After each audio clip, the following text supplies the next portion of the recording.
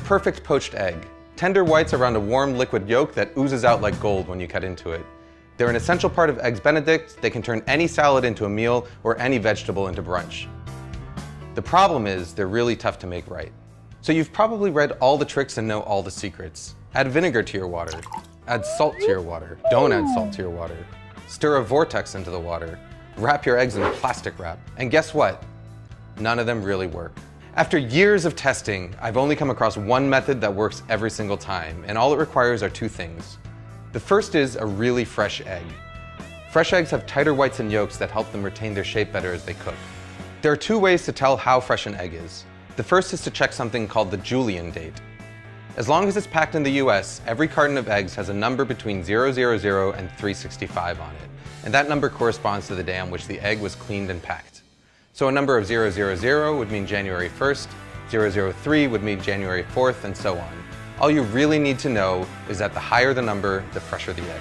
You can also tell how fresh an egg is by carefully putting it into a cup of water. As an egg ages, the air pocket in the fat end is going to get bigger and bigger, which will make the egg stand upright or sometimes even float. A really fresh egg will sink and lie flat on its back like this. Once you've got your fresh egg, the second tool you need is something that I saw first suggested by British chef Heston Blumenthal, a fine mesh strainer. You see, no matter how fresh your eggs are, there's always going to be some amount of liquid white.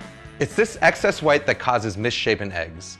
You know, those really ugly ones with the wispy white floaters that completely ruin your brunch. To get rid of them, we're going to transfer our eggs to a fine mesh strainer and gently swirl it around until all the excess white is drained away.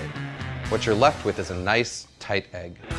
Even better is that the strainer is actually the ideal tool for lowering the egg into the water.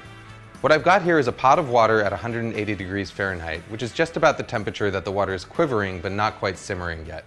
All I'm going to do is gently lower the strainer with the egg into the water, move it back and forth a little bit to make sure the egg isn't stuck, and then carefully roll the egg out. Just like a kid, it's these early formative stages of a poached egg's life that are going to determine how it turns out in the end. Using a round bottom strainer and this rolling motion is going to help ensure that you get a nice tight poached egg that's egg-shaped.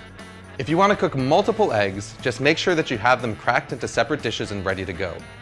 Once they're in the water, your only job is to keep them moving around, flipping them from time to time with a slotted spoon so that they cook evenly. After about 3.5 to 4 minutes, this is what you've got. You can even cook them ahead of time and store them submerged in cold water in the fridge for up to a few days. To reheat them, just transfer them to a bowl of hot water for a few minutes just before serving. Food Lab signing out.